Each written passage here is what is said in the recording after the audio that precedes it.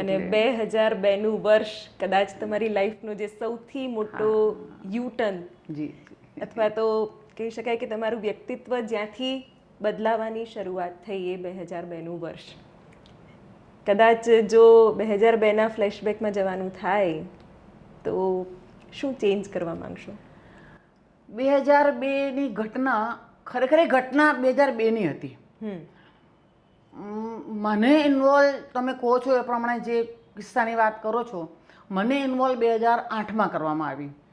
2002થી લઈને 2008 સુધી મને પોતાને પણ ખબર નહોતી કે મને આ ઘટનામાં ઇન્વોલ્વ કરવામાં આવશે.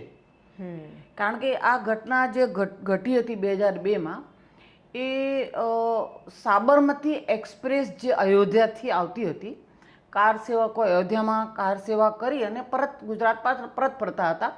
અને એ વખતે ગોધરા રેલવે સ્ટેશન પર આખો ડબ્બો સળગાવવામાં આવ્યો હતો અને નિર્દોષ 59 જેટલા કાર સેવકોને, એમાં 2 મહિલાઓ, બાળકો બધાને સળગાવી દેવામાં આવ્યા હતા. તો એના રિએક્શન રૂપે આખા ગુજરાતમાં બીજા દિવસથી બંધના એલાન પછી આખા ગુજરાતમાં રિએક્શનના ભાગરૂપે તોફાનો થયા હતા. અને એ તોફાન આખા ગુજરાતમાં થયા હતા. અમદાવાદમાં તો ખૂબ થયા હતા અને આખા ગુજરાતમાં તોફાનો થયા હતા. તો મારા મત વિસ્તારમાં પણ તોફાનો થયા હતા. જેવી રીતે આખા ગુજરાતમાં થયા હતા, મારા મત વિસ્તારમાં પણ થયા હતા. અસારા વિસ્તારમાં પણ થયા હતા. સૌથી સેન્સિટિવ એરિયામાંથી સેન્સિટિવ એરિયા એ ગણાયો હતો, કારણ કે એ વખતે મુસ્લિમ બાહુલ્ય વિસ્તાર પણ હતો. નહીં, મુસ્લિમ બાહુલ્ય નહોતો, પણ ઘટનાઓ ઘટી હતી ત્યાં. અને એના કારણે 2002માં એ સેન્સિટિવ એરિયા કહેવામાં આવ્યો પાછળથી. એને 2002માં જે ઘટના ઘટી, ખરેખર મને 2008 સુધી ઇન્વોલ્વ નહોતી કરી. 2007માં તો હું ત્રીજી વખત ચૂંટણી લડી. એટલે આ ઘટના ઘટ્યા પછી હું 2 વખત ચૂંટણી લડી. મંત્રી પદે પણ હતા. 2007માં હું મંત્રી થઈ. અને એ પહેલાં તો હું 2002માં ભારતીય જનતા પાર્ટીની અમદાવાદ શહેરની પ્રમુખ હતી. મહિલા પ્રમુખ નહીં, જનરલમાં પહેલી વખત આખા ગુજરાતમાં એ વખતે પણ સંગઠનમાં કોઈક મહિલાને પ્રમુખ બનાવવામાં આવી હતી, તો મને બનાવવામાં આવી હતી.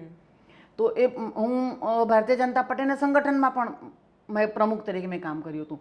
2007માં મને મંત્રી તરીકે જવાબદારી સોંપવામાં આવી અને હું ઉચ્ચ શિક્ષા વિભાગ અને મહિલા બાળ કલ્યાણ વિભાગને મંત્રી તરીકે, રાજ્યમંત્રી તરીકે મેં જવાબદારી નિભાવી. તો 2007માં મંત્રી બન્યા પછી 2008માં સુપ્રીમ કોર્ટ તરફથી એસઆઈટીની નિમણૂક કરી. આના જે ગોધરા, આફ્ટર ગોધરા જે કાંડો થયા, એમાં 9 જગ્યાએ ફરીથી તપાસ કરવી એવો નિર્ણય થયો. તો જે એસઆઈટીની રચના થઈ, એમાં ફરીથી તપાસનો વિષય આવ્યો. એમાં જે નરોડા વિસ્તારના અમુક મુસ્લિમ બંધુઓ, ભાઈઓ, બહેનો, એમના તરફથી કહેવામાં આવ્યું કે ભાઈ મને 2002ની ઘટના વખતે ત્યાં જોવામાં આવી હતી, હું ત્યાં હતી.